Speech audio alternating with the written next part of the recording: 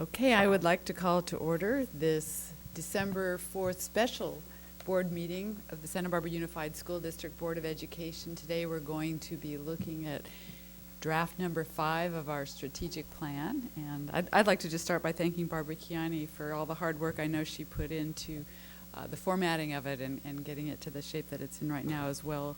Of course, a thanks to those people who served on the committee and to Dr. Cash for their hard work as well. And I look forward to us discussing it today, and I believe our objective is to make a final decision about accepting it, although I anticipate we may have some minor changes that we may want to make.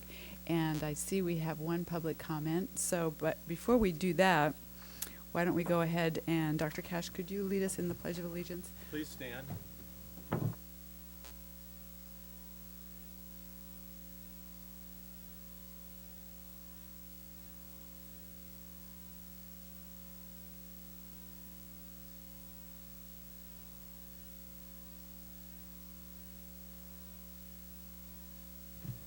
We do have Spanish translation available this evening.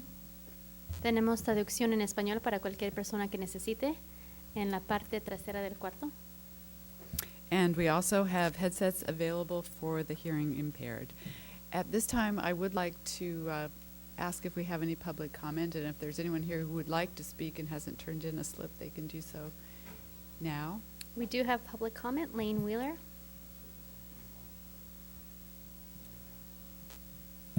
We don't have any public on A3, but we do on B1. Would you like to take it now? Yes, let's go ahead and do that.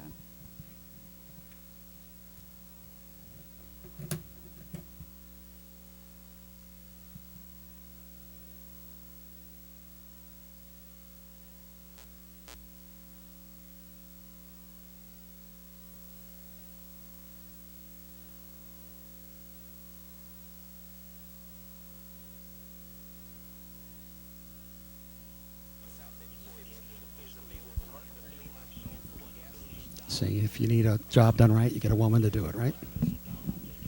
Lane Wheeler, President of the Santa Barbara Teachers Association. I'd like to thank you for the opportunity to address this very lofty plan. It certainly had a lot of work put into it.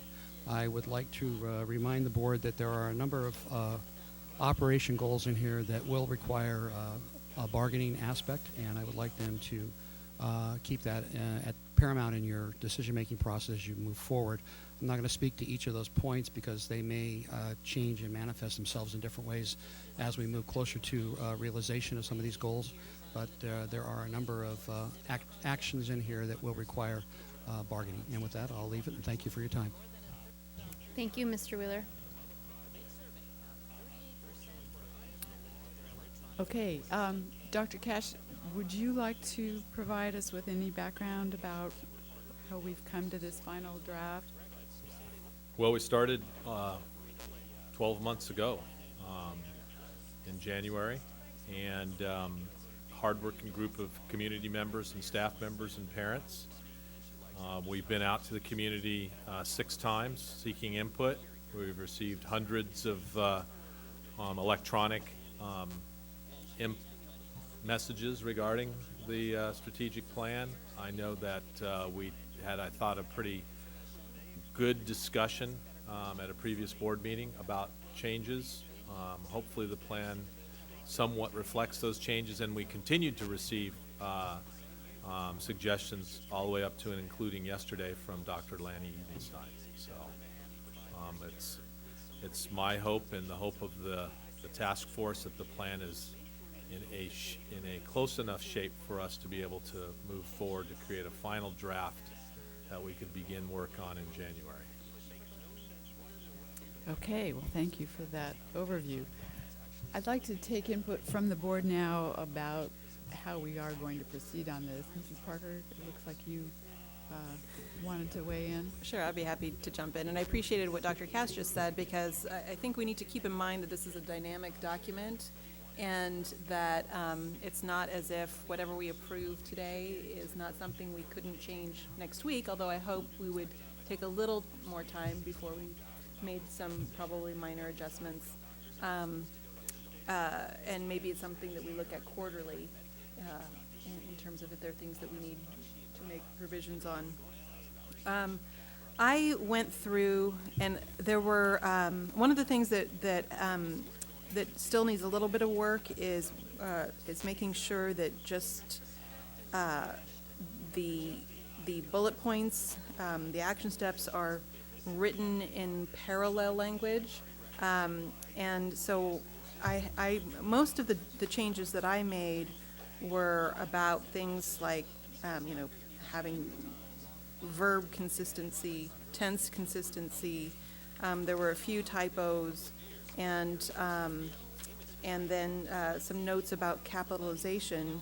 And I really, I hate to spend 120 minutes going over that type of thing, which is why I've given you each a copy of what I just made notes on. The only new language that I put in was language that we actually discussed at the last meeting, didn't get into this next draft, and that was about STEM education and having a STEM plan on page 4. Some minor wording changes on page 5 on the special education, and then having the alignment of the feeder patterns to support student academic and social success. That was on page 4. And just seeing what other, there was a bullet addition to the meet the holistic needs of students on page 8. And I think that's it. And those are all things that we discussed at the last meeting. They just didn't make it into this copy. I put them in the copy, and am happy just to pass that on to Ms. Kiani. And I didn't see anything. I really appreciated the new facility section, which I understand Mrs. Deacon had a big hand in, and turned out great. So I don't, I'm curious to hear if anybody else has major changes to add to it, but I'd certainly be happy to approve, this plan with the minor revisions that we've already talked about at this meeting. Mr. Herron. I just have some questions as you go through the document. My first one is just the fact that 2012, 2013, since this is like a 3-year plan, most of the stuff in here has 3 years. Wouldn't it be 2012 to 2015? I mean, this is going to be outdated in 6 months at 2012, 2013. And that's throughout the document is 2012, 2013. It just seems to be at least 3 years, if not 5, but at least a 3-year document. That was my first just basic question. Do you want me to go through some of the ones I have, or do you want to go through this thing page by page, or?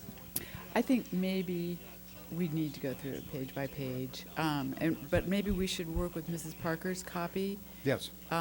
So, and then we can all be working off We the should same use a master document. copy, yes, and that's, Ms. Parker is fine. Dave does not have one of those, Does the press have one? and No. Ms. Kiani probably needs one too. We need to make a couple more copies if people want to work along. But it'll, this is still, we're going to be making changes to it in process, so.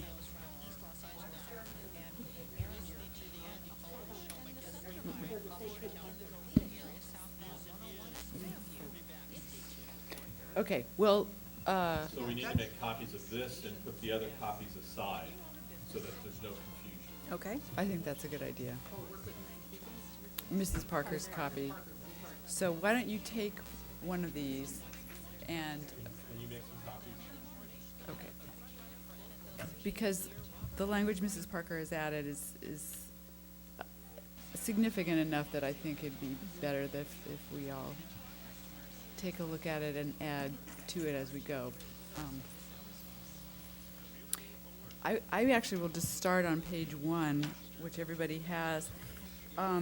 This introduction was newly added, and I wanted to see if board members wanted to include an introduction like this, if the length was appropriate, or, there's one, I think, grammatical issue in it. If we're gonna keep it as is, the second sentence that says, school leaders have consistently engaged in self-study to shape instruction by merging changes in educational theory and practice with the identified needs of the students they serve.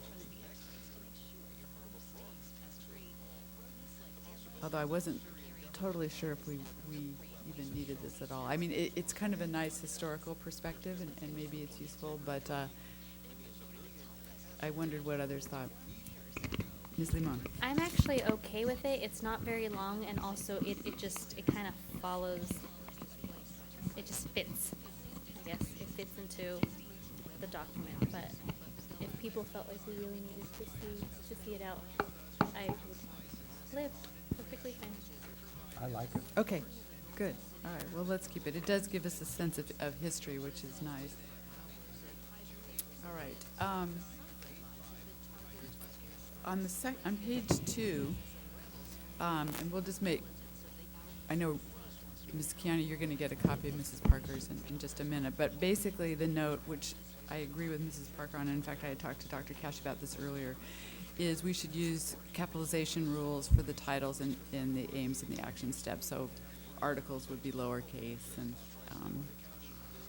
so for instance, number 4, address gaps, it would just be lowercase I in opportunity achievement. And the other notation here has to do with the parallelism.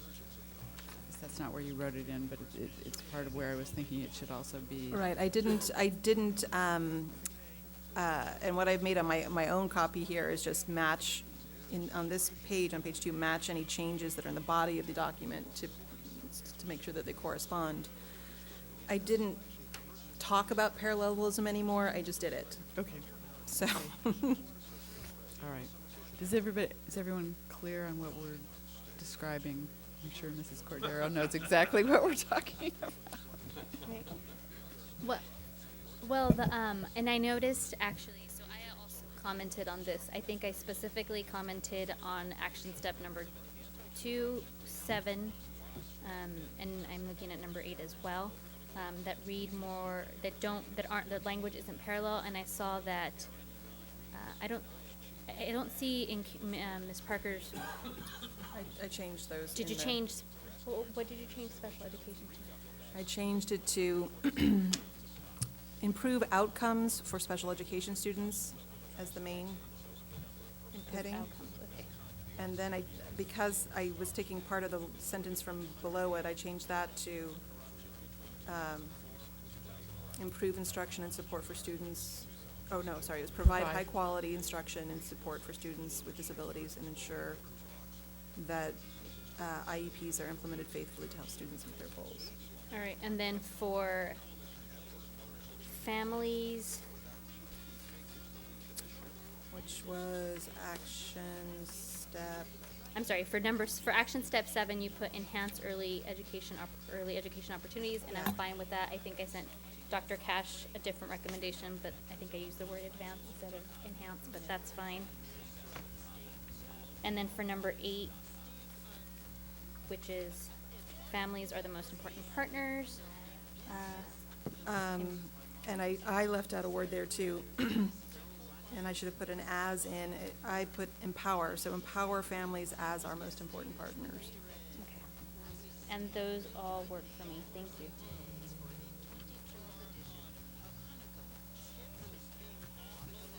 We love those verbs.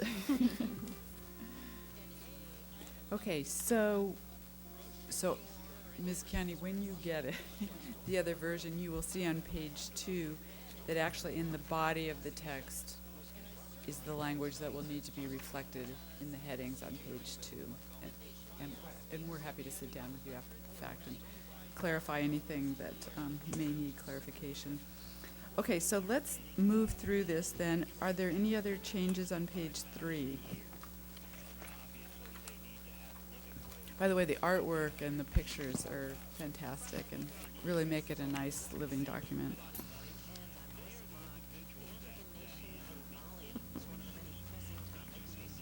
For special education, if we could move to 5, unless there's anything on 4,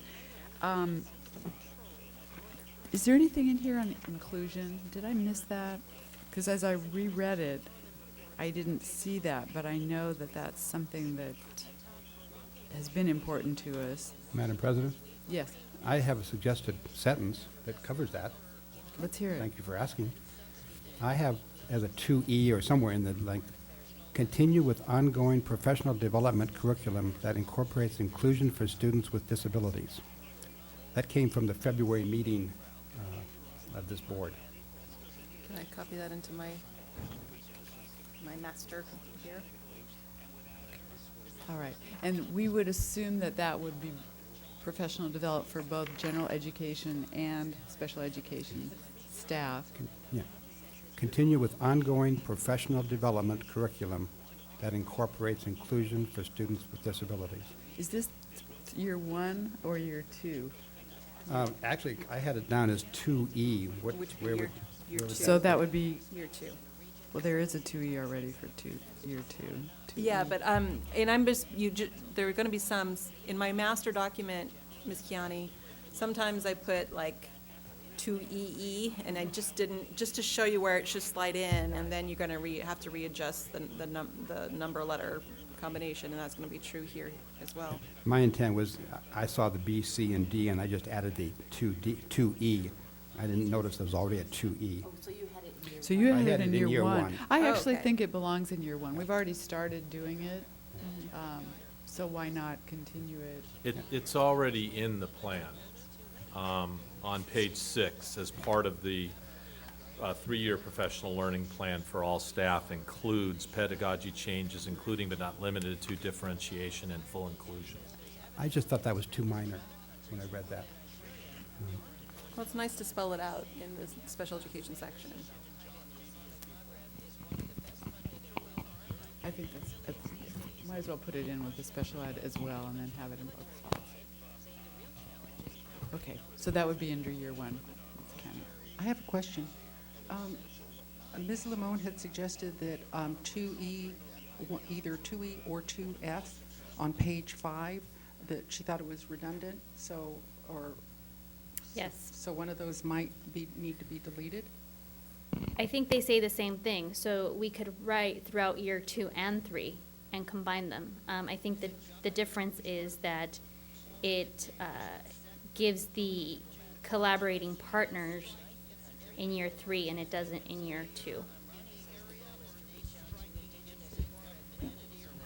But your 2E is about parent training.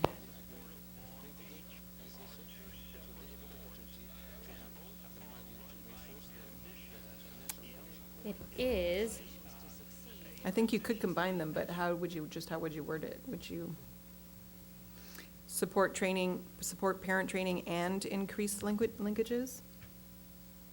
I think so, because I think they actually might be, in the end, they might be one and the same. I think we'll be Mhm. doing the same thing for both.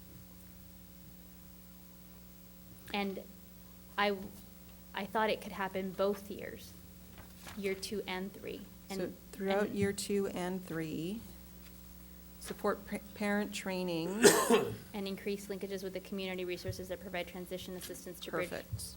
Okay. I don't know if anywhere else we've combined years 2 and 3, but I think that it doesn't matter if we haven't. Let's see. If staff felt that they couldn't get to the working with the community resources until year 3, that would be implicit in this, not necessarily having to start in year 2. Can I just want to, I'd like to actually leave for support parent training in post-secondary transition,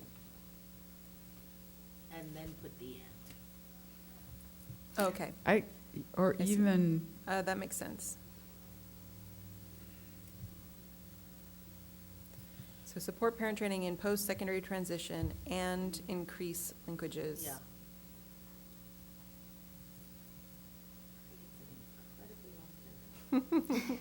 Can you live with that, or should we, we can also leave it as is. I think well, that's good. or just have 2 sentences and combine them under years 2 and 3. Yeah, support parent training in post-secondary transition, period. Increase linkages. I just have to say that at this point in my tenure, I'm less concerned with where the periods go and more concerned with how it gets done. Good point. So if we want a long sentence, I'm all for it. I had a question on, I mean, it says throughout year 1, we'll do B, C, D, and now E. Does that mean it ends and it doesn't continues for years 2 and 3? No. No, it doesn't mean that? That's correct. The assumption is that each, Ongoing. it's not so. It's It that- doesn't go Up above- away. Well, up just above it because says it's- annually on one item. Why wouldn't something like this be annually? I mean, aren't all of these 4 things ongoing? Is there any implication that they end after 1 year? No. Well, and I guess that I noticed that it said throughout as opposed to within. I mean, now we're getting really technical, but the other ones say within, so I was thinking, okay, within, it has to happen within this time, throughout, it's going to happen in year 1, so I think I understood it a little bit like Mr. Herron, and thought, well, shouldn't we be doing this every year, which is why I said, well, shouldn't it just say year 2 and 3? Actually- But, I think that's a really good catch. It should be the same as the other ones, and it should just say within 1 year for the first, and then within 3 years for the second. And then we understand that if it says within year 1, that doesn't mean that after that year is over, that it stops. Right. I think that That's true. they were broken out this way because we were prioritizing. And those things that showed up in year 1 were the things we thought needed to happen right away. And it's generally understood that they wouldn't stop happening. Well, I understand that, but I just, when I read it, I thought, well, what happens after year 1 on these items? And that's just my thought process. I had one word that I wasn't wedded to in that 2A. Review our district work. I guess the word work didn't hit me right, and I had changed it to implementation, but That's nice. or district, work just sounded, I don't know, it's implementation in progress, is what I came across. Are we implementing the items in the FICMAT report? I like that, Mr. Herron.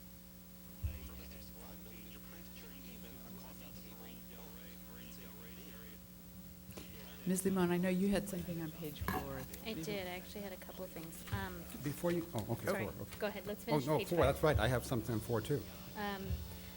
On page 4, let's see, let me look at, okay, so I just want to make sure that Mrs. Parker's didn't change anything. But for 1A, I actually wondered if the sentence could say, using California standards or a Common Core states, Common Core state standards, smarter balance, Common Core assessment results, increase student achievement for all students, including increasing proficient advanced for the following subgroups, et cetera, et cetera.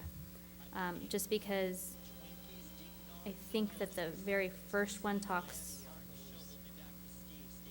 it implies all students, and I wanted to make sure that if someone was reading 1A, they didn't think that it was just that we only want increased student achievement for the subgroups. I did. That's what you thought? Yeah. Well, I know we want them for the subgroups. There's no doubt in my mind, but I don't think we only I agree. want student. I agree, Okay. and I think we actually discussed this at one of the earlier meetings about the fact that we need to make sure that it's So including all of our students. Can you read after assessment results, can you read your sentence again? So after assessment results, there's Comma. a comma, and then it would say increase student achievement for all students, including increasing proficient/advanced for the following subgroups. Okay, so you get rid of that 10% piece. Oh, no, it keeps going. Oh, I just realized what I did. No, we could keep that. No. Keep that. including increasing proficient advanced scores, and then keep the by by 10% 10%. each year. Yeah, I think that part is fine. I just wanted it to say increase student achievement for all students, including increasing proficient advanced scores by 10%. That's fine. So, Dr. Cash, I just want to clarify, so you're okay with us saying increase by 10% for all students, just not the subgroups? Because I think that's what we've just done, No, right? no, No. that's not what she's done. She has a separate one that says increase student achievement for all student, or increase achievement. So, yeah, so it would read, up to assessment results, comma, increase student achievement for all student, including increasing proficient advanced scores by 10% each year using, and then it all remains Could we say increase academic achievement? academic. So we don't say student or student. All right, can you read that one more time now? All right, so the entire sentence, using California Standard Test or Common Core Standards, Smarter Balanced Common Assessment results, increase academic achievement for all students, including increasing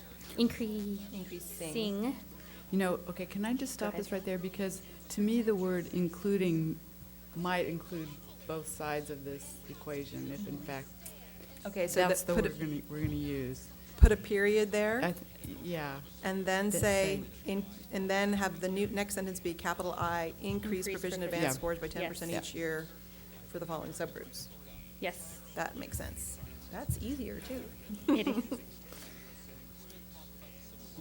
Why the 10% for one section, no percent for the general population? well, that's a question for Dr. Cash. I mean, Is 10% realistic? I guess another question. Well, and in terms of our subgroups that are already really high achieving, they are already so close to the ceiling that I don't think you could measure 10% per year. or there might not be room to reach 10%. Yeah, if we did it in 1 year for our white students, we'd be at 1,000. Okay. Which is one of the teachers' concerns about being graded on student growth and progress. Okay, at any rate, I have a question on, I guess it's 1J. No, that's 1I.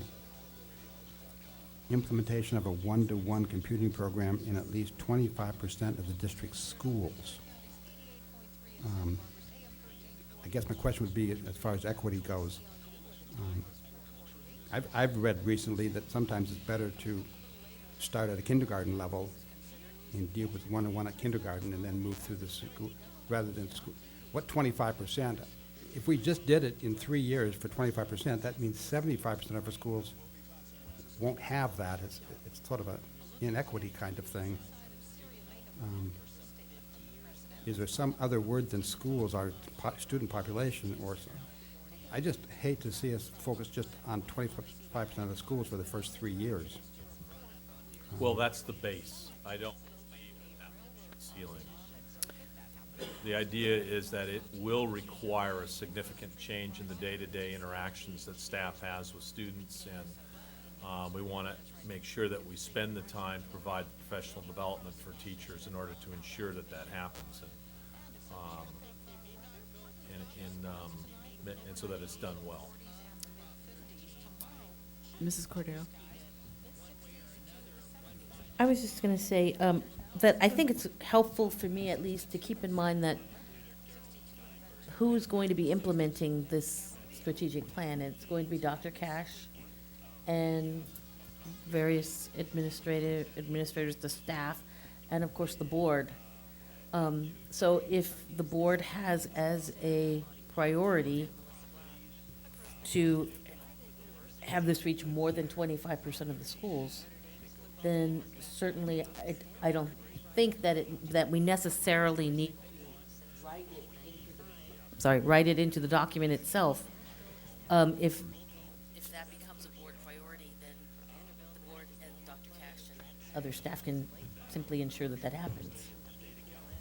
Mrs. Parker? Yeah, and this is where I think the idea of this being a dynamic document is where we would address it, because it could be very well that in 6 months, when we're actually really starting to pilot this, that you're gonna say it's gonna be kindergarten, we need to go back and revisit the strategic plan and let's make a change there. Absolutely. So I Great think- example of its dynamic nature. There you go. I did notice that this is one where I didn't catch the parallel piece. We should get rid of implementation of, and it should just say a one-to-one computing program. So we're not implementing an implementation. Correct. Ms. Limon? So for 1C, there's 2 sentences in that section that start with "these could." And in the second sentence, we could make it "these could also include measures." It's that last sentence in that section. And then for 1D, implement a growth model of acceleration for student achievement as opposed to deceleration when students are below grade level. I personally thought that that was ed talk, and I wondered if, did I read the right one? I'm You sorry, did. 1D, Yeah. 1D, yeah. And I wondered if we wanted to keep it, then perhaps we could define accelerated and decelerated growth models for student achievement in the back under definitions. I don't know if everybody knows what that means. Good point. So I just, either we reword it or define it. And I'm okay with either, but We could say as opposed to slowing down instruction when students are below grade level. well, that's not exactly what I was thinking, but. You could do that for that piece. Yeah. But I think it would be worthwhile for, like, under definitions to have growth model, because Yes. I don't know that Okay. our average person will have a definition of growth model in their head. We could have under that acceleration and deceleration. Yeah. And maybe just give an example. Okay. Good suggestion. Also in the last sentence, so these could include, oh, sorry, yeah. These could also include measures. There you go. Okay, we're done with 4? I'm just, under the 1I, the one-to-one, would that, it says computing program, that would include the BYOD concept in Yes. that program, right? Yes. Okay. Yeah, the idea was not to be tied to a particular model at this Good, point. thank you.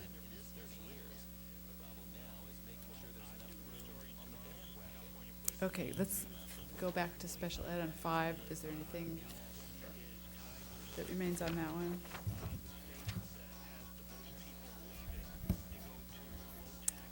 Okay.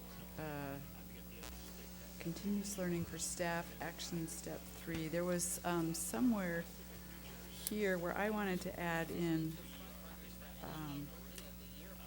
staff learning, under staff learning coaching, as just, sorry, I didn't print out the copy at home, so now I don't know where I added that word. Would that be within the 1-year piece where it says develop and begin implementation of a 3-year professional learning plan for all staff that encompasses the following: cultural proficiency, rigorous performance-based assessments? Did you want just a bullet point that says coaching? Actually, I wouldn't mind a bullet point that says coaching.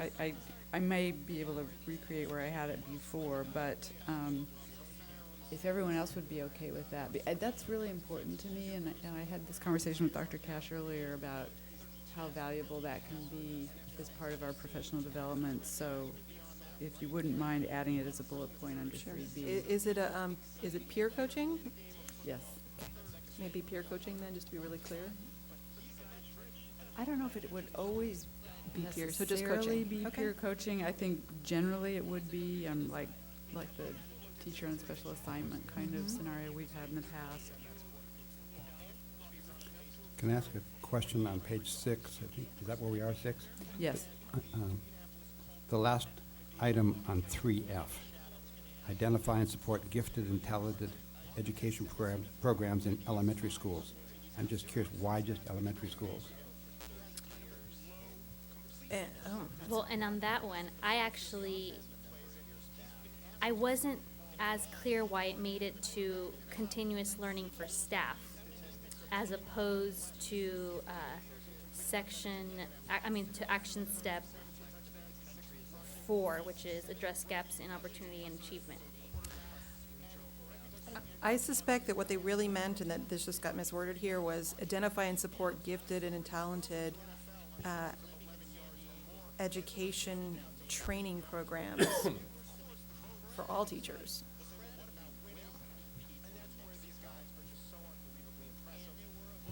That's fine with me, rather than, If that's what I that like means, that. that's fine I with like me. that.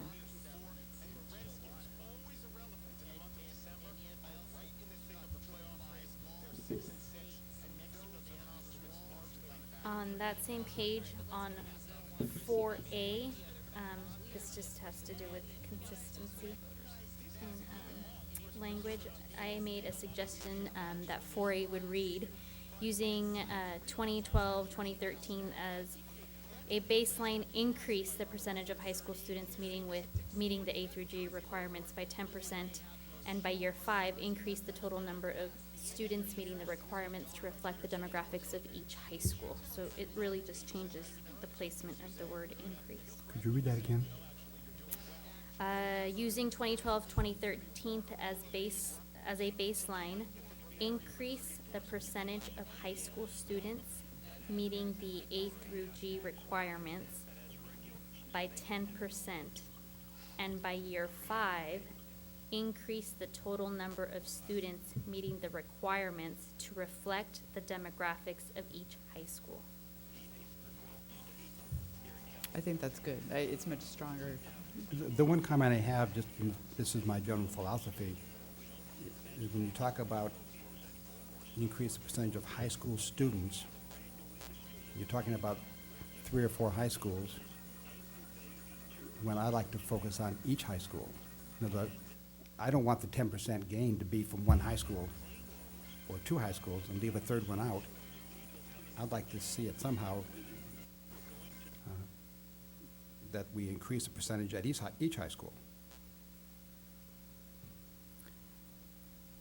Well, we'd provide it to you as per high school and as a district. Yeah, okay, so, And the intent would be I don't want- each high school definitely would need to meet the goal. yeah, because I can tell you, if only if one high school goes 20% and one's 5%, That did not meet the goal. I'll be unhappy. So Okay. will I. Yeah, okay, thank you. We'll be unhappy together. Okay. There's a song I think we could all sing. Unhappy together. Okay. Oh, now I'm going to have that in my head. Thanks a lot, Mrs. Deacon.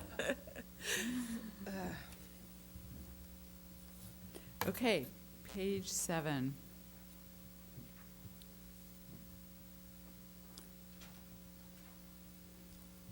Just a couple things. One, I think a word's missing. In 4C, excuse me, 4D, the last sentence, a decrease referrals, isn't it a decrease in referrals for student discipline? Yes. And I also wonder, under 4E, to ensure cultural proficiency at every school, at the district office, and at the board level. Tell me what that means at the board level. What obligation is that putting on us? That when you're making decisions, that you are viewing things through a culturally proficient lens. Okay. And then the other thing, in 4D, Could I chime in for just a second? Would it also then being require that the board be trained in what cultural proficiency means and how we achieve it? I think that's an excellent part of that. And And, possibly yeah. attending the IEE? That certainly could be part of it. We're working with Just Communities on kind of I didn't mean, this is kind of off topic, but a range of opportunities for learning, for staff in different contexts around cultural proficiency. Is that to be added or simply just a discussion point about training the board in cultural proficiency? If we think it needs to be added,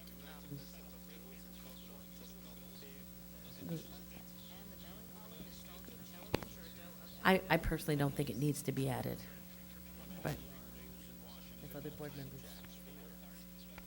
I think it's Just part of the- understood The that thing is, that's, it's, Learning as plan. long as it's called out here. Yeah. And when the professional learning plan is developed, it would be part of that. Right, it will include an assessment of cultural proficiency and then training based on the results of that.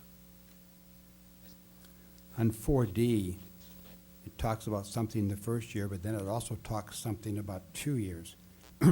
Should that part of the sentence be moved down under 2 years, or does it belong there for some purpose?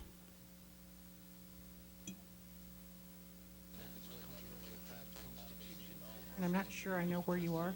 4D, second line. Second line. It says, and within 2 years, such and such. I just wonder why the within 2 years isn't down under within 2 years. We can move that. Certainly can be moved. There's no particular reason it wasn't. So a period after school community, then get rid of and within 2 years and move each school, so then it becomes each school will provide. And that gets moved down to within 2 years as a new 4E, a new 4E, I suppose.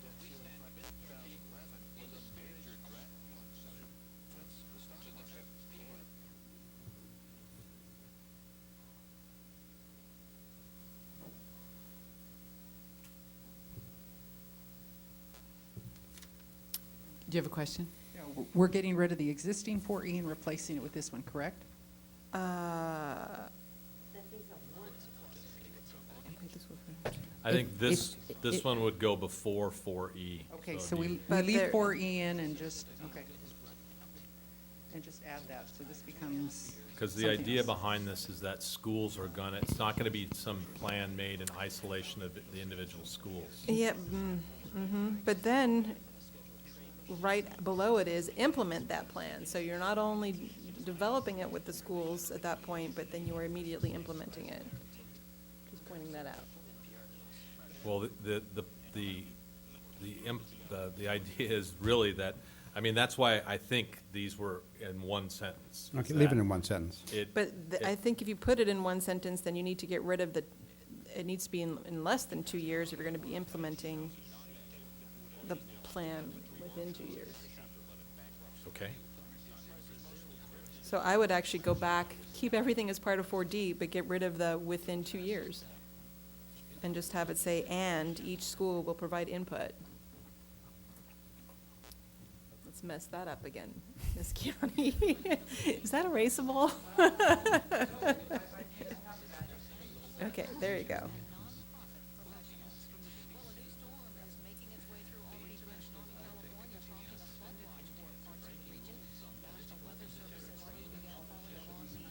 Okay. I've got a pencil, so I'm erasing things here. You can have this copy too.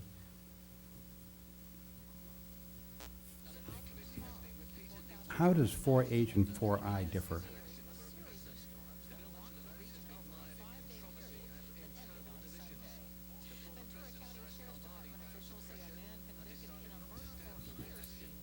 doesn't, except for with the specificity of 10%. So 4H just says it's going to increase in the first 2 years, but then within 3 years, we call out 10%. Correct. And it's 10% a year, so is that, I actually don't think 4I is even necessary because we have 4J, which says that by 2015, 16, it's going to reflect the school demographics, which to me is more powerful than 10% a year.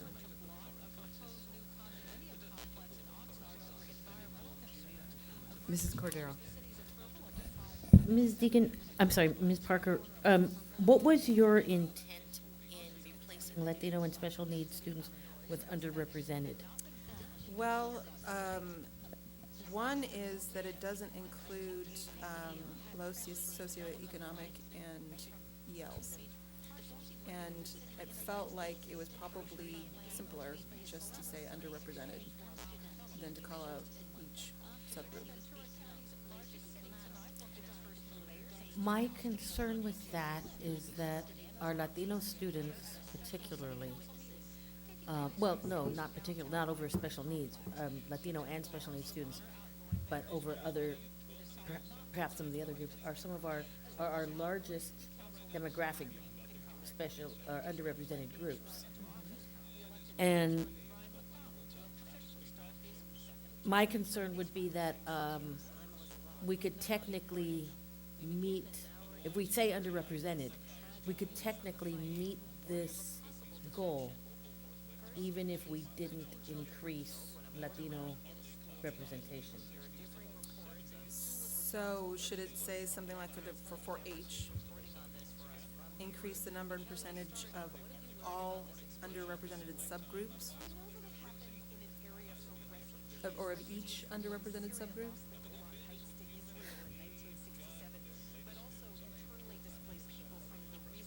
I mean, I don't necessarily want to quibble too much because ultimately, I mean, it's going to be implemented by people sitting here, and we know what we mean, or you guys will know what we mean.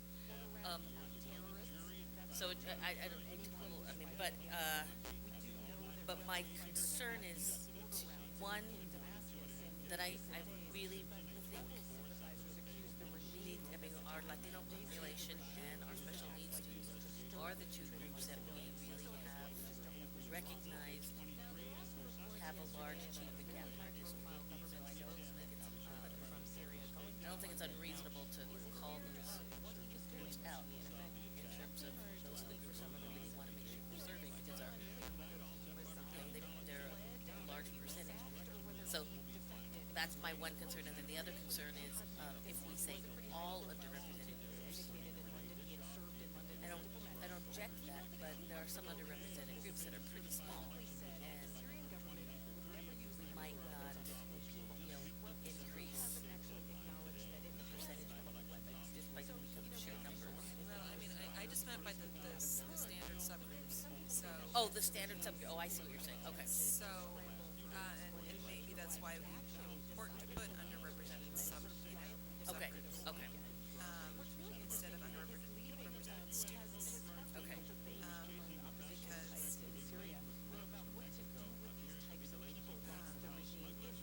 let's say underrepresented students,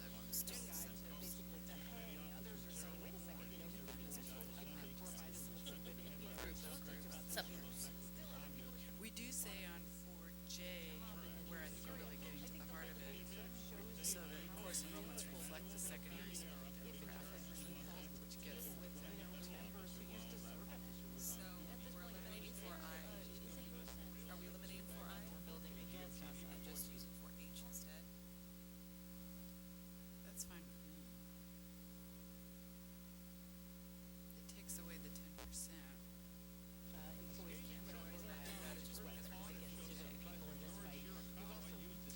And Ms. Kiani, I notice you're not working with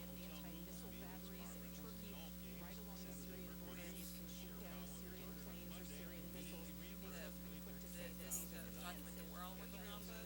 But we will, yeah.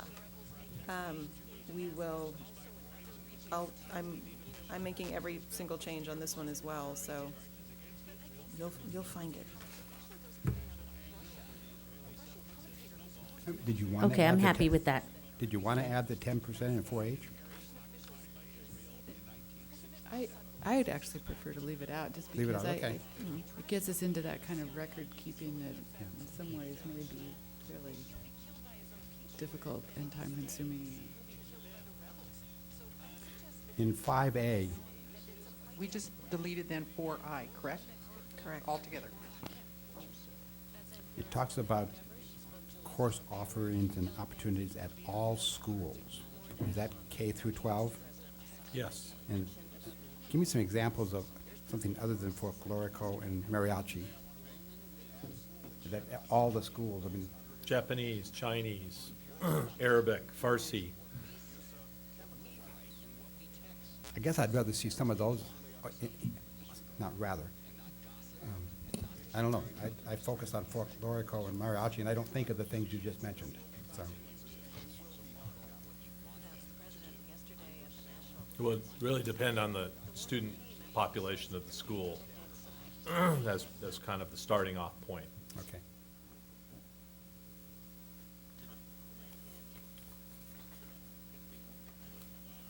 Well, shall we leave, Ms. Kiani's written those other options out there, shall we leave those? No, I just gave you my impression of when I read that, I don't think of the things Dr. Cash mentioned, but if that's what they are, that's what they are.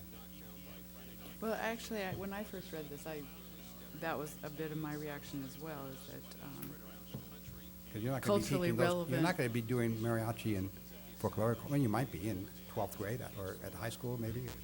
Yeah, you bet. You do? We plan to have a really large high school competitive folklorico folk Okay, good, okay. program When, when I, ta- Andrade, with Dr. Drati, who is the 3-time reigning state champion at folklorico. Okay, that's Wh- good. When I taught at Hancock College in Santa Maria, all the schools in Santa Maria had folklorico and mariachi groups in their high schools, and then the college developed a program so that there was a pathway into the community college dance program and music program as well.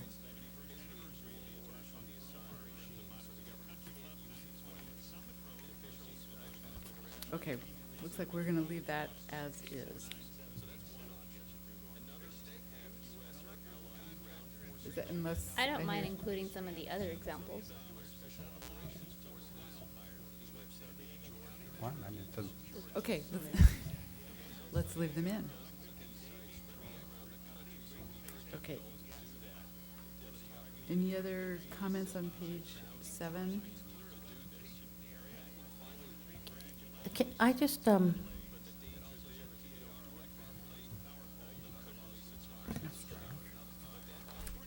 I guess when we list Farsi, Japanese, and Chinese as culturally relevant courses, then that would mean that English, Spanish, French, and Latin, whatever other courses we offer, are also culturally relevant courses.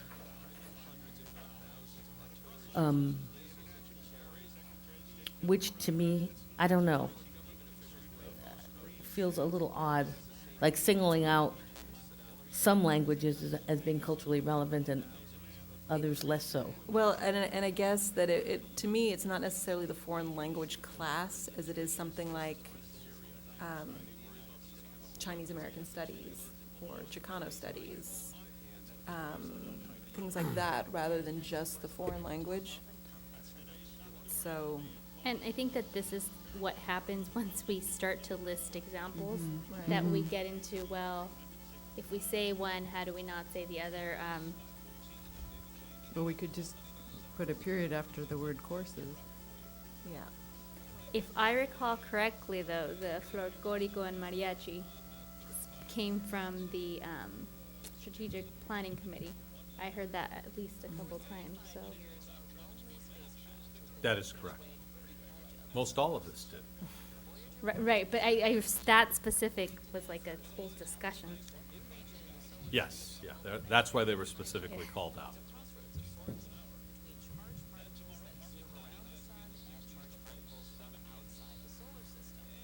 I mean, we could always add, which includes but is not limited to. I'm The sorry safe I sentence. brought it up. Now we're frozen there, Mr. Aaron. Let's move on. And I think Mr. Harrod said he was happy with the way it was. Yeah. Leave it the way it was. Let's leave All it. right, page 8.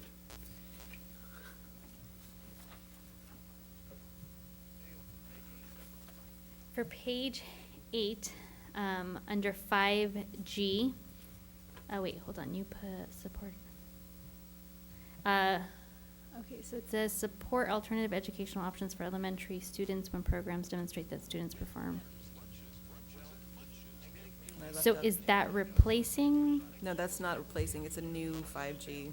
God, okay, And then so. moving 5H, 5I, 5J. Okay, so for the new 5H, formerly 5G, where it says expand and evaluate character education anti-bullying programs, I wanted to add one more, which was health and wellness.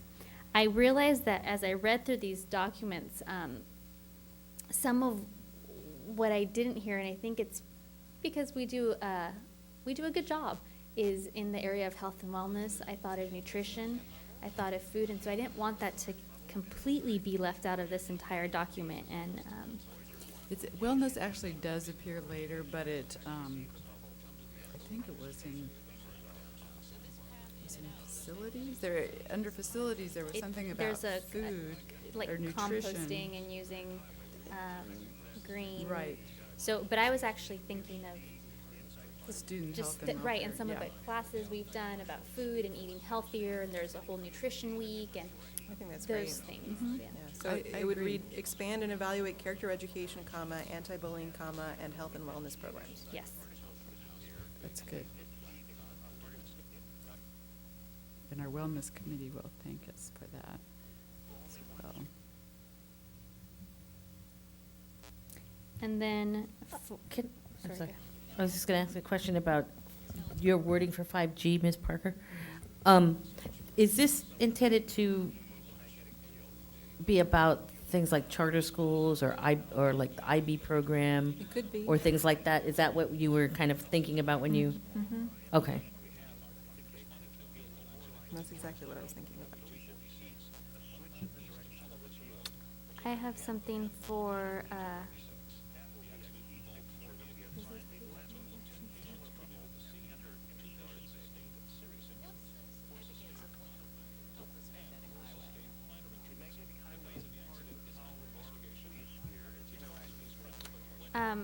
for under action step 6, number 1, ways of thinking. Because the word thinking is already there, can we say creativity, critical problem solving, and decision making instead of critical thinking? No. We ruin our parallelism if we do that. They're all The nouns. nouns. I actually Criticality? think And creative thinking is kind of has a meaning of Yeah. and beyond just. Critical thinking in curriculum has a particular meaning. It does. That's not Yeah. just thinking, it's critical thinking. All right, we can leave it.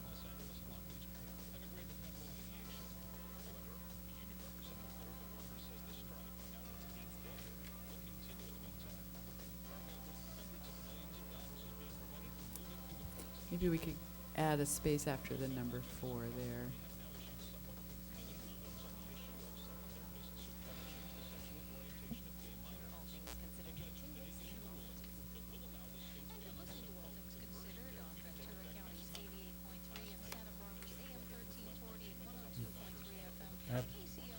Mr. Herron, A question on 6F. 6F? 6F, mine's on page 8, but on this one it's top of page 9. So I'm not sure what happened in between, but it says, develop and implement the plan to include service learning as a graduation requirement. Are we making the statement as of this moment that we think service learning should be a graduation requirement, or are we going to investigate or look into it and make a determination that it should be? Yes, the latter. So how do we couch this, that we haven't made that decision by this document, by this vote tonight? You, Could be develop and implement a plan to consider service learning as a graduation requirement. Thank you. Yes. consider a plan A to plan include, to consider a consider. plan to include service learning as a graduation requirement. Thank you. And we need to point out here that the lettering and numbering is off for within 3 years. It starts to repeat 6D, E, F, and G again. so.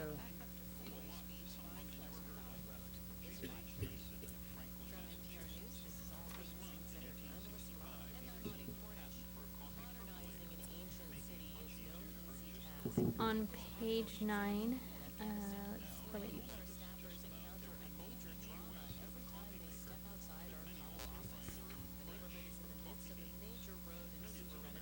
Actually, no. With the ensure that, that's fine.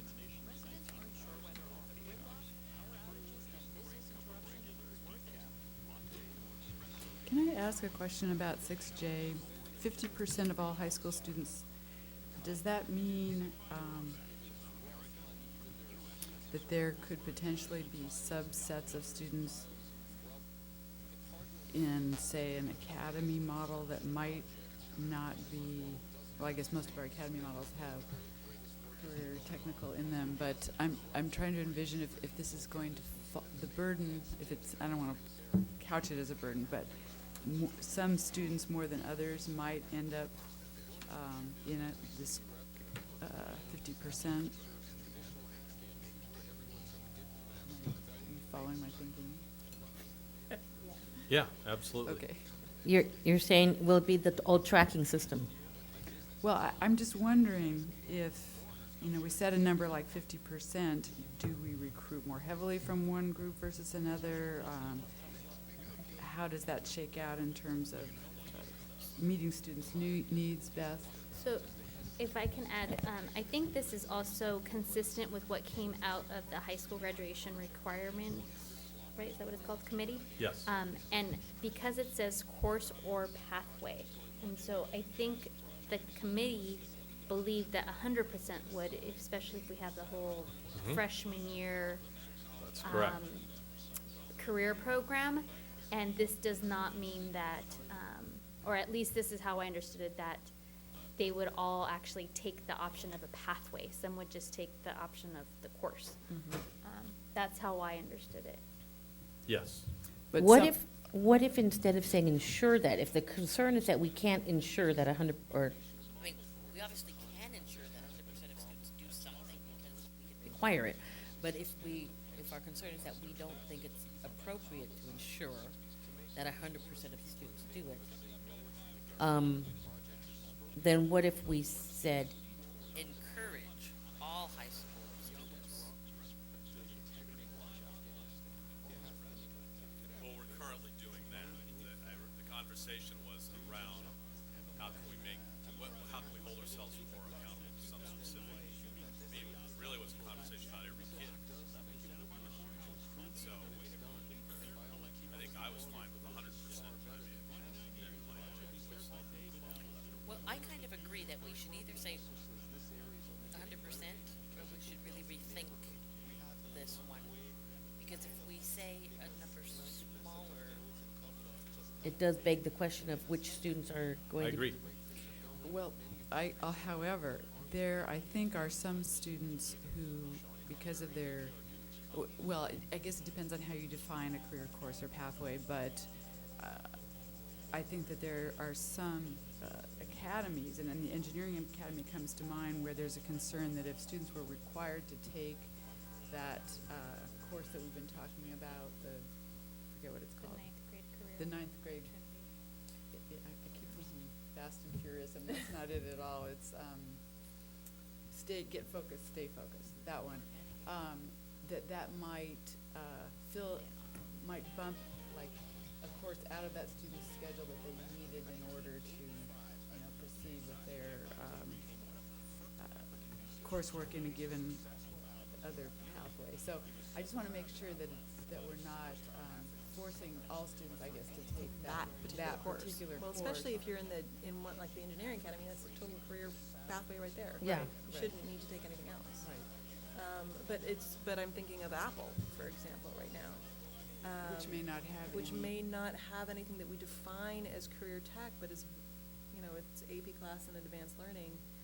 And so that's where I can see that there might be a class in there. I haven't looked at their coursework. Well, they all take the ninth grade class at San Marcos and Santa Barbara High School. Okay, so that takes care of it anyway. I'll remind you that this is one of your goals for me. I remember that. I remember that. And I just wanted to make It sure. doesn't have to be in the strategic plan, it can just No. be me.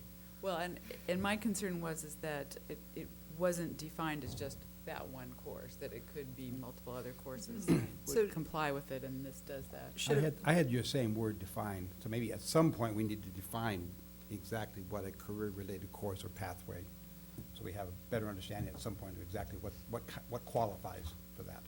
Well, I can tell you, it would be in any of the state-identified career pathways. But in the meantime, should this read, ensure that all high school students successfully complete a career-related course pathway? I like that. Well, and there's a career technical education pathway definition in the back Yes. of this document. So we could potentially list all of the state Right. career pathways then at the end, if we wanted Mhm. to. So that anyone reading this would realize that there's kind of a menu that you can choose from. Okay.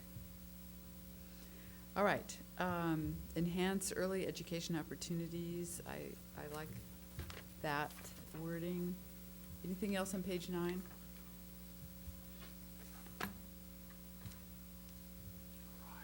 Page 10.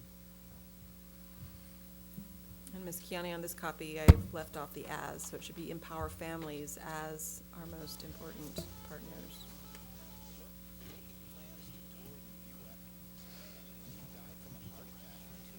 I had one idea I wanted to throw out, under performance measures within, and I'll defer to Dr. Cash whether 1 year would be possible.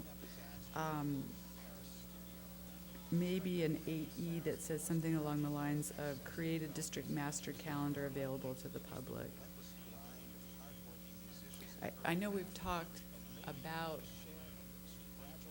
a master calendar and the problems that sometimes ensue from not having one, although once you have one and something is missing off of it, that can cause a domino effect of problems as well, because sometimes things fall through the cracks. And I'm not talking about the school calendar now, I'm talking about when events happen at different schools. I guess my question mark on that is that there are so many events going on that it could be somebody's full-time job, getting each school's events and integrating it into a master calendar. I mean, it'd be huge. And I think it might be, because this is a document we'll be revisiting again, I think it might be okay to actually leave that there, because if I understand correctly, there's going to be a communication strategy, master plan, independent of this, Mhm. that may give us more information on the feasibility of doing something like that, or some alternative. I appreciate Mrs. Parker's comments about the level of work, and I know things are added at the last minute or subtracted at the last minute, but historically, you always remember the things that go wrong, and I do remember a few times where people showed up to take a test and there was nobody there, and, an event had been canceled and people didn't know about it.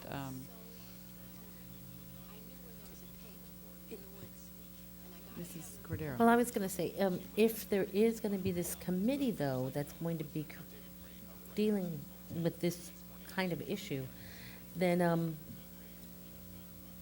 it seems like we wouldn't need to put it in the strategic plan, because it's going to be happening, and it's going to be coming back to the board for discussion, and it'll be coming, or at least for adoption probably, if there's going to be a plan, and various levels of the district personnel will be looking at it. So I don't know that it necessarily needs to be in the strategic plan, because at this point,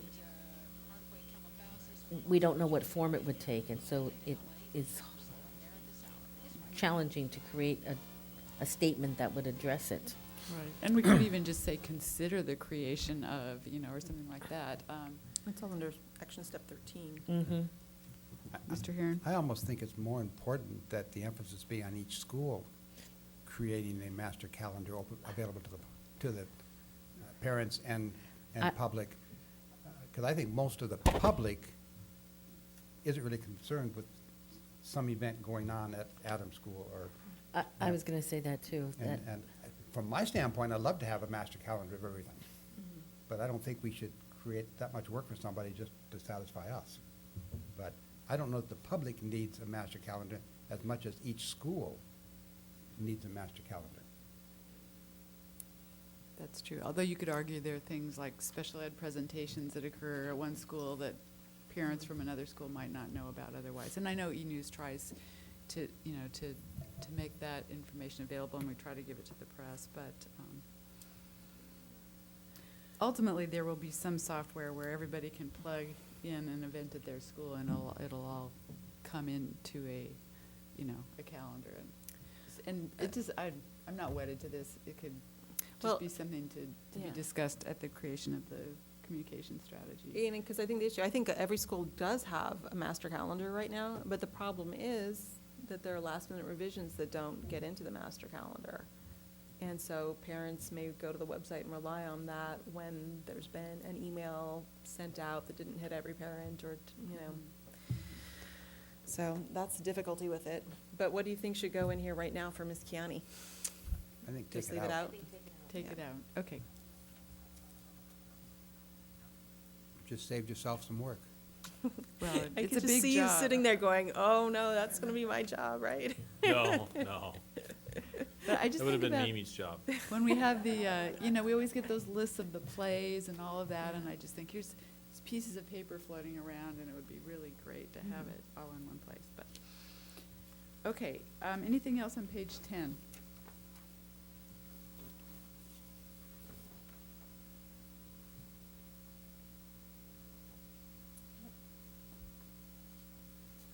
Page 11.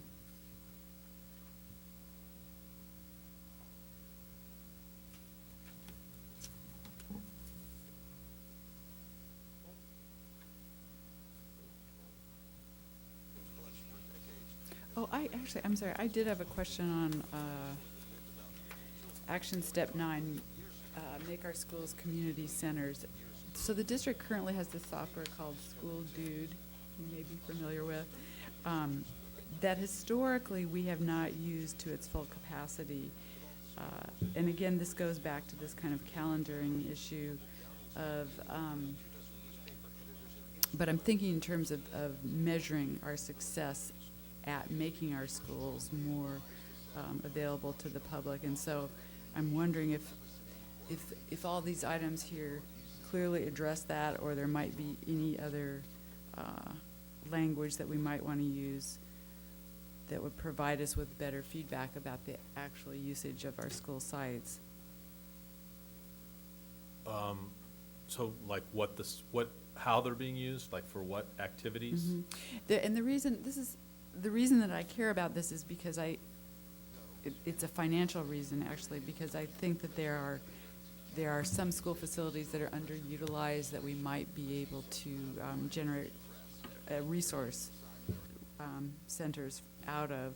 And if we were able to track community use of fields, swimming pools, whatever, we'd be able to look at, and School Dude allows you to do this, to look at those, and what would pop out would be the availability, the underutilization of some of our resources. But again, maybe that's something just to look at farther out. I don't know if anybody else has any thoughts on it. Maybe this is not the right stage to be adding something new like this, but I would like staff to kind of think along those lines in terms of identifying how our resources are currently being used, what's being underutilized, and if there are mechanisms by which we could generate more revenue through making it known that some of our resources are available. We tried that with the parking lot. Turned out they were already being sold and we didn't know it. I think what jogged my mind on this is when I read develop a web-based community resource directory. I started thinking about what like the city does, where you can look up the Cabrillo Arts Pavilion is available on this date, and this is how much it costs, and then you can go right in and utilize their software to reserve stuff. And we currently own a software program that allows us to do that, but we don't have the staffing to support it, so. Well, and this one refers specifically to the 2-on-1 or Chris, so this is just like a huge project. And that one has information about nonprofits and organizations in the community that can serve our families. So it's a little bit different than what I think you're describing. It's a really big job. But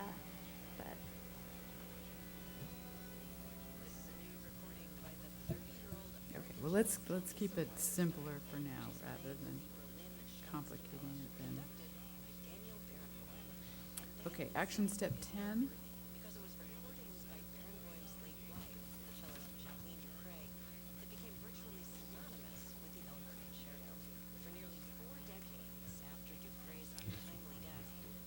Page 11. 11. No, I'm sorry, I was just saying, were we still on page 11? Yes. But now we're moving on to 12. Okay. Yes. I have a question on 12, 11A. Our policies and administrative regulations will be written to reflect children first. Up to this point, most of our policies and admin regulations have been strictly based upon CSBA language. Does this, and I don't know what it, I guess I don't know what it really means to be children first, but is this a monumental task to, every time we have a policy in front of us to review, we're going to be changing CSBA language to make it children first? I think the idea behind it is clearly to have that conversation when board policies and administrative regulations are being reviewed and approved by the board is, are we promoting our most precious commodity, children? Are they first? Are they represented in this administrative policy, or is this more about meeting the needs of the adults in our community, and if so, or in our organization? And I think we do a really good job, unfortunately, at times in K-12 education of meeting the needs of the adults at the expense of children. And so the idea really is just to have that, ask the question every time, does this policy help us put children first in our district? And if so, how so? So who's going to be asking that question? We will be asking that question of ourselves when we bring it forward. Okay, so staff will look at a policy that CSBA sends us. We'll say, And here's we- where we think this advocates and advances the interests of children in our district. Or we'll say, this has been suggested by CSBA, it's before you to review, where hopefully you'll help us find where this policy advances the interests of children. And this is, the intent of this is not to start with policy one and go through every policy. No. And rewrite it. No, Okay. no. I think there's a typo in 12A. I think it's develop a grow your own plan rather than growing your own.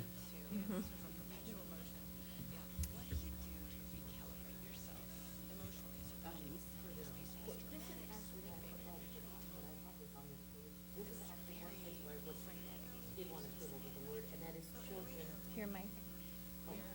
Sorry. The use of the word children. We do have some students in our district, by the time they're in secondary school, who actually do reach the age of 18 while they're still students in our district. And I was just wondering if we could use the word students first. And both, every place that it says children first, we Right. change it to students first. Where it applies to secondary as well. Including the aim, so it would be ensure success for all students. Yeah. I mean, that would be my preference. Always put students first. I think children has a different connotation, but that's what I like. Not going to do away with every child, every chance, every day. No. No. We could.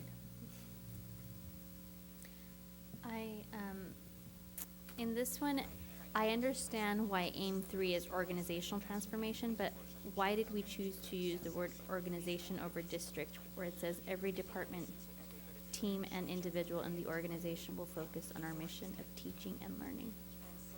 No particular reason. So it Could could we- easily change to district. Can we put district? I feel it just makes it more personal. Is that also, is that in aim 3? We could also put it in the sentence. I think we should keep the title the same, organizational transformation, but we believe that our district can be leveraged to ensure. And then the same in the first sentence of the? Yes. Okay.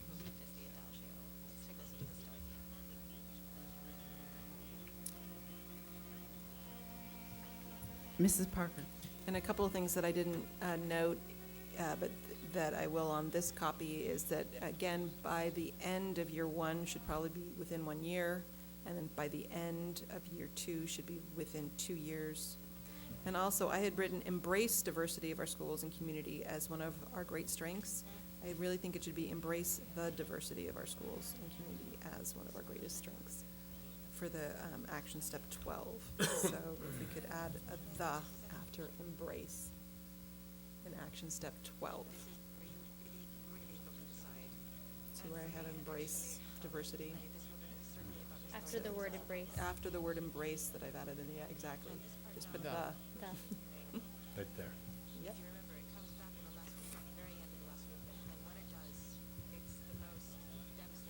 Okay, we're going to move to page 13. On 13B, it says work with nonprofits community, and I just had a question about to do what? Because the first sentence says working with the citizen oversight committee regarding parcel tax and facility bond measures. The second one is conduct community outreach events such as State of Our School.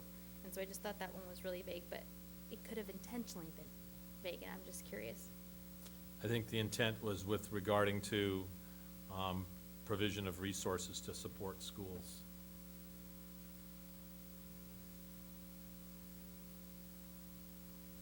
Does anybody? We could add that. Yes. I Yeah. would like to see that added. Okay. Can you read it again? Can you say Dr. that again? Cash? Dr. Cash. What did you With just say? regarding the provision of resources to support schools? Uh-huh. Work Is that what with you the said? nonprofit community. To To identify regarding, or to, what did you? I said regarding the Regarding. provision of resources to support our schools.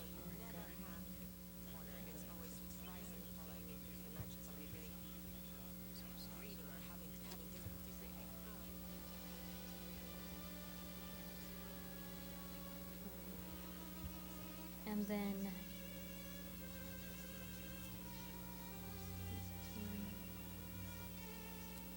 13F, it says create a plan that includes district information will be part of the bilingual communications plan. Should that read, create a plan that includes information about the bilingual education plan?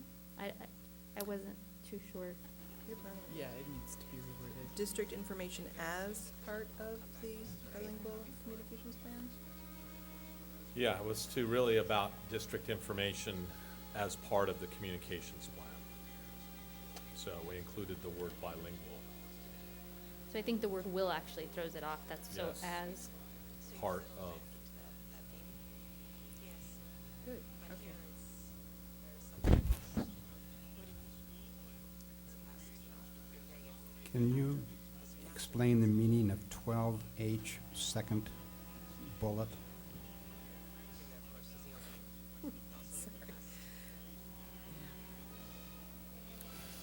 That came from a parent regarding the kind of the message really has to do with intra-district transfers. Yeah, we can't do that unless we eliminate intra-district transfers. Correct. I mean, it seems to me that is a goal that's almost would mandate moving children around. Or stop letting them move around. Well, Correct. no, I mean, this talks about diversity of our district and community. There are schools that you'd have to take a huge number of students from and move someplace else if you want diversity of our total district.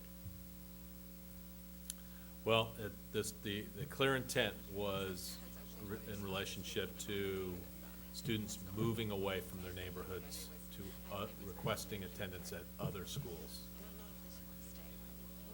And moving toward neighborhood schools that reflect the diversity of the neighborhoods. Yeah, but this says diversity of our district.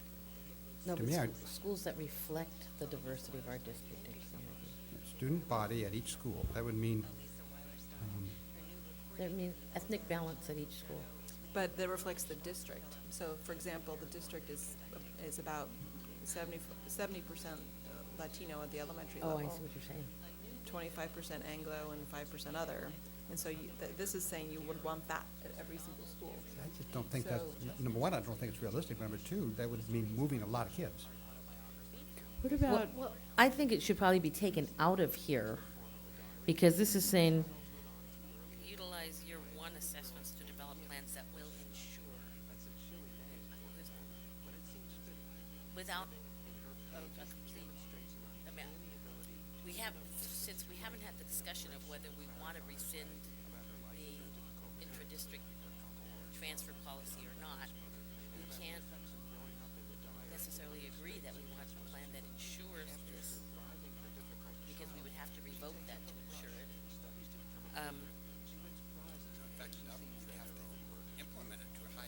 Well, we'd have to revoke it by choice and implement it as a mandate. So, at any rate, we haven't had that discussion, so how can we agree that we want to ensure that that happens? Well, and even so, with that code, you can't get rid of the.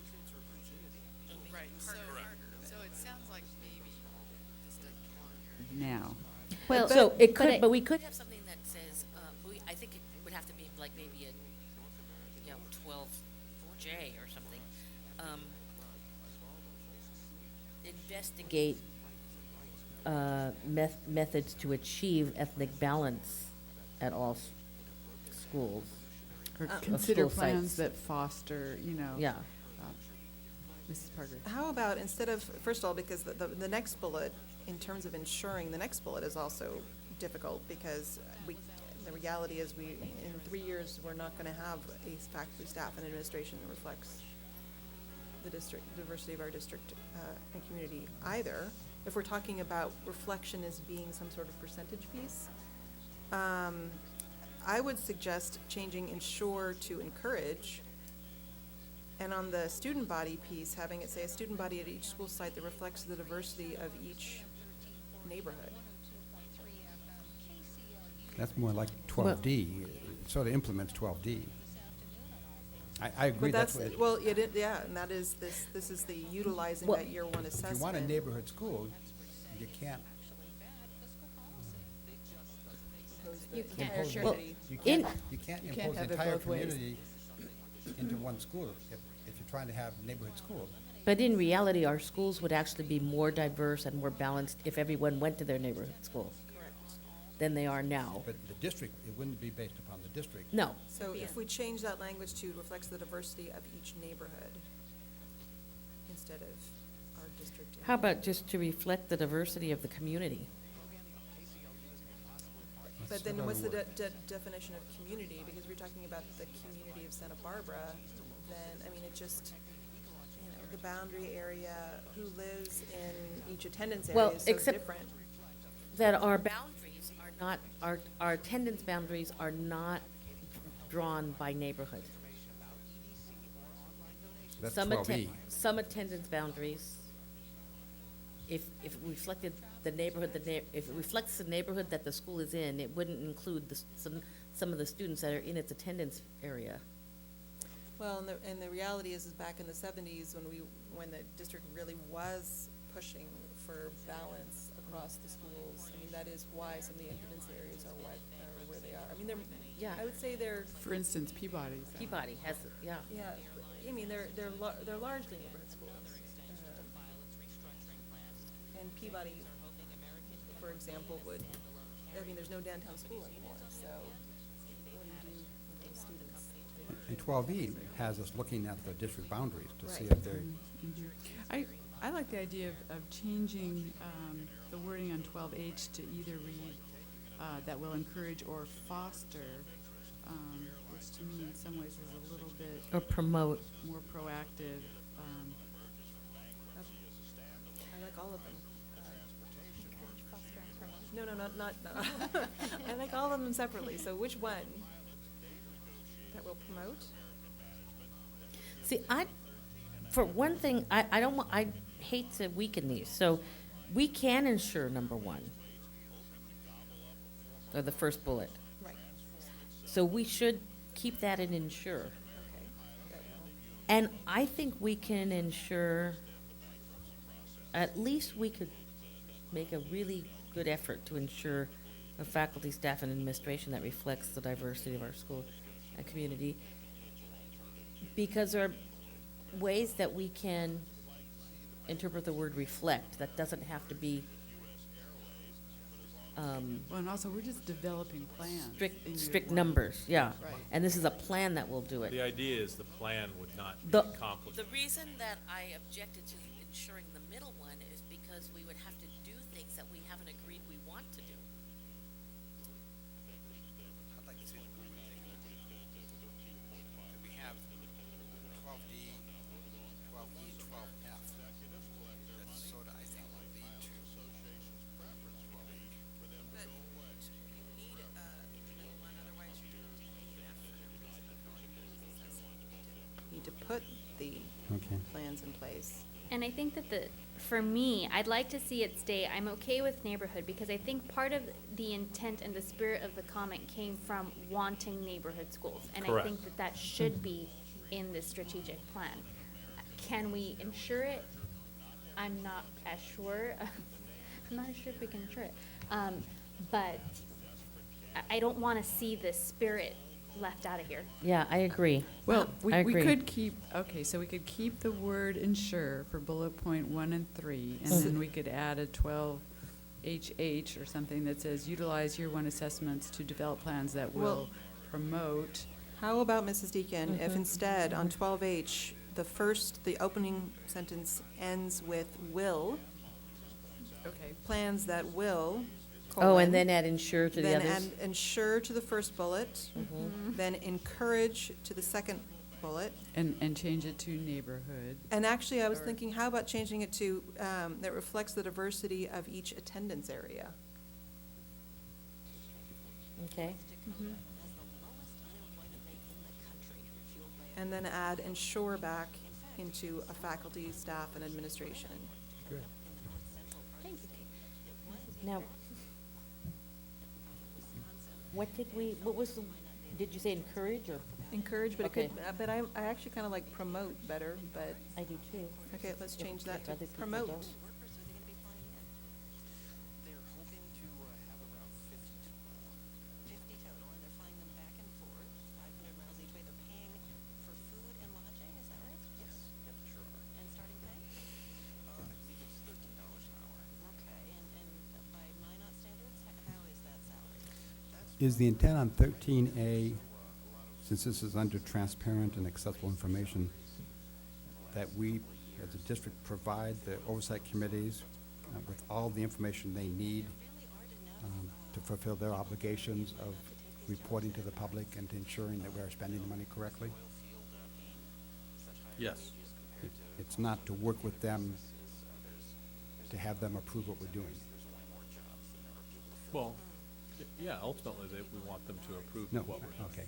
Not be involved in the decision-making process of what we're doing. That's correct. Fly them home, bring them back, that's worth it to have these workers there.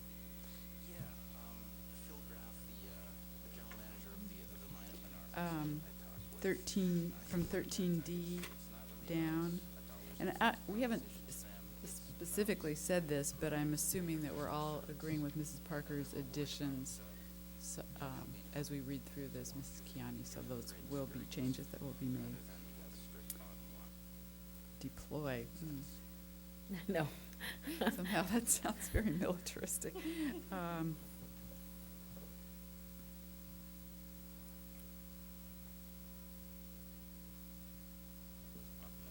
could be implement. Implement, yeah. We could- So how about create and implement?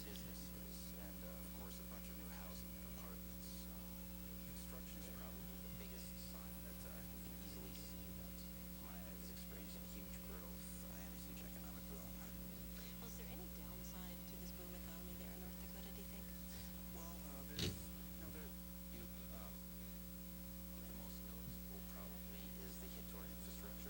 The board, just out of curiosity, Dr. Cash, when is the board going to get the feedback on the communications plan that's been in the works?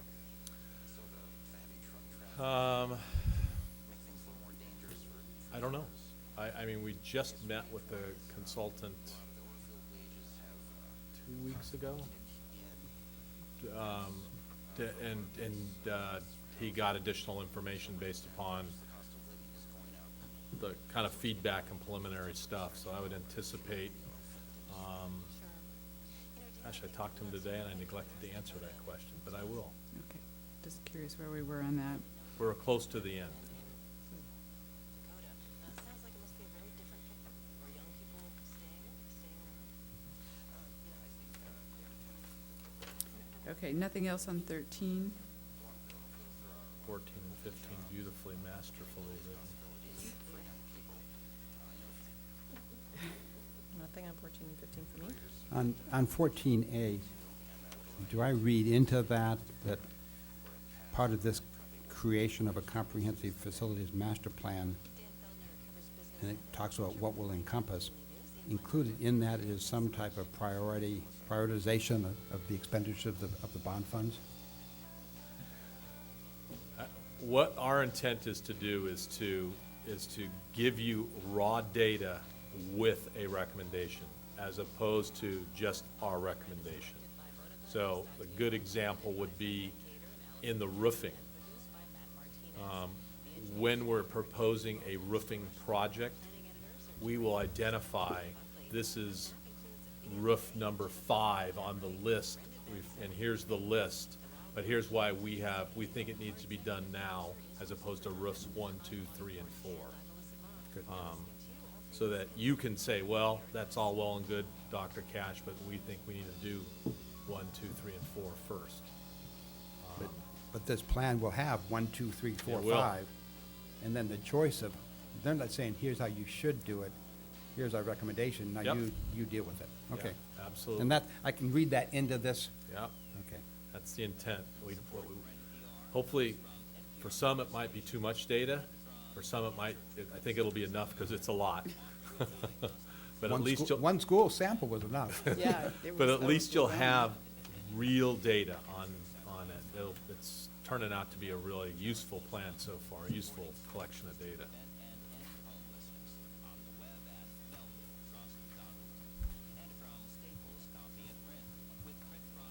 Since Kate did all the work, does she want to make the motion? Well, I think there's some suggestions on the definitions, is that right? Yes. Oh, Sorry, Mr. Harriman.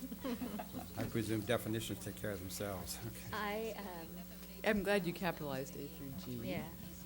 I have a few. I don't know why my eye catches the randomest things, but on page 16, after BT at Betsa, that should be bold.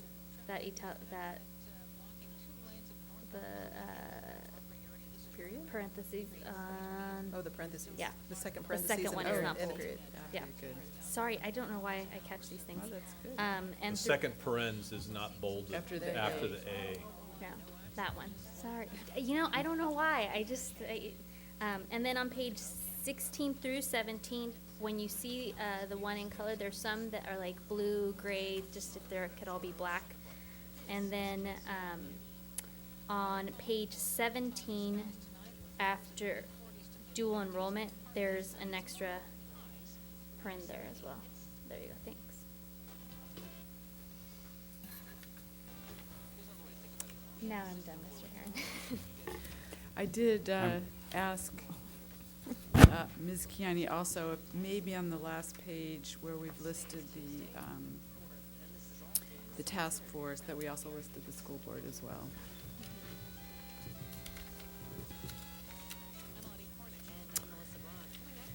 And I will make a motion to approve the 2012 to 2015 Santa Barbara Unified School District Strategic Plan as revised. And I will second it. Any discussion? We've had plenty. Okay, all in favor say aye. Aye. Opposed, no. Motion passes. Thank you again for all of your help. Thank you for all your help. Well, we are getting ready to adjourn here, and for Mrs. Cordero and I, this will be our very last meeting. I just wanted to take a minute, because at the last meeting, we got a chance to talk about ourselves and each other and how much we've enjoyed working together. And I just wanted to take the opportunity now to thank all of my fellow board members for being such great collaborative working partners. And I've learned so much from all of you. And I think, the sum of our parts was really greater than our individual strengths. But Mr. Heron, I could always rely on you for asking that hard question. And I remember in my meetings with Dr. Cash when we were developing our agendas, I'd say, now, Ed's going to ask about this. But I really appreciate all the energy that you've devoted, because it's been extraordinary, really, in what you've given to our schools. And Annette has been this model of the moral compass who never wavers, and I think that's such an important quality for a board member to have, because that's where we get centered, and that's how we know, despite everything that we hear, where we're going is the right way. And so you've been a terrific model for that. And without Kate, I don't know where I would be in terms of what a great thinker you are in terms of really examining a problem and an issue and taking it to that deeper level that I know would not have always occurred to me, but showed me how to start approaching problems in that way. And certainly being able to find things on the internet that I could spend an hour looking for, and finally I'd say, I'm just going to ask Kate, swallow my pride. So I really appreciate that, and how you kind of mentored me as I came onto the board as well. And Monique has been such a wonderful addition to the board. I'm so happy that you came on this board, and again, I've learned a lot from you as well. I've learned I will never ever speak Spanish as beautifully as Monique Limon speaks Spanish, something that I would aspire to, but you have brought so much in your networking, not just in our local community, but at the state and national level. I know it really brings an additional level of sophistication and knowledge to what we do, which is really so useful. So I just wanted to take the opportunity to say this, because I didn't get to last time. And I'm not saying goodbye to anybody, because I know I'm going to see everybody. And this has been a great experience, and I really enjoyed serving on the board, and it's been really rewarding. And I think we've accomplished a lot, and I know the board will continue to do that. And I'm so glad Dr. Cash is here to guide the board forward in the future. It's going to be a lot of fun. I'm going to miss a lot of it, but I'm going to be watching and paying attention. So with that, unless there are any other comments, I'm going to adjourn this meeting. Thank you. And I just want to say thank you just for being president this year. It's been a great year.